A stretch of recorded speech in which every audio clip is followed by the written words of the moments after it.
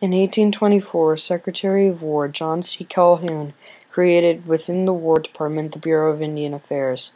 Calhoun appointed Thomas McKinney as the Bureau's first head and instructed him to oversee treaty negotiations, manage Indian schools, and administer Indian trade, as well as handle all expenditures and correspondence concerning Indian affairs. By the mid-1830s, the tribe's relationships with the United States had changed dramatically. President Andrew Jackson viewed the tribes solely as obstacles to American expansion. The Indian Removal Act and other federal legislative initiatives sought to separate Indians from the path of settlement, and by 1840 the Bureau and the American military had relocated more than 30 tribes to west of the Mississippi. In 1849, Congress shifted the Indian Office from the Department of War to the newly created Department of the Interior. This structural change also symbolized a new federal objective in Indian relations.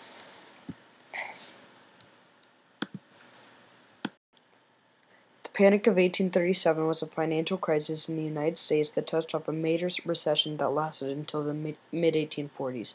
Profits, prices, wages went down, while employment went up. Pessimism abounded during the time. The panic had both domestic and foreign origins. Speculative lending practices in western states, a sharp decline in cotton prices, and restrictive lending policies in Great Britain were also to blame. On May 10, 1837, banks in New York City suspended specie payments, meaning that they would no longer redeem commercial paper in specie at full value. Despite a brief recovery in 1838, the recession persisted for approximately 7 years. Banks collapsed, businesses failed, prices declined, and thousands of workers lost their jobs.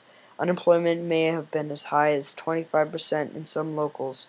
The year 1837 to 1844 were, generally speaking, years of deflation in wages and prices.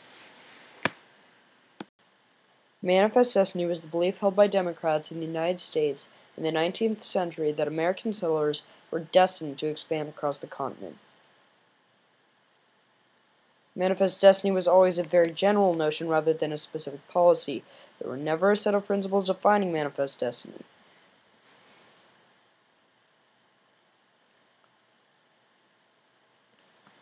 Andrew Jackson, who had first spoken of extending the area of freedom, typified the conflation of America's greatness, the nation's budding sense of romantic self-identity and expansion.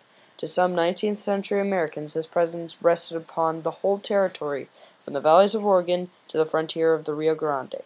Yet Jackson would not be the only president to elaborate on the principles underlying manifest destiny, owing in part to the lack of a definitive narrative outlining its rationale.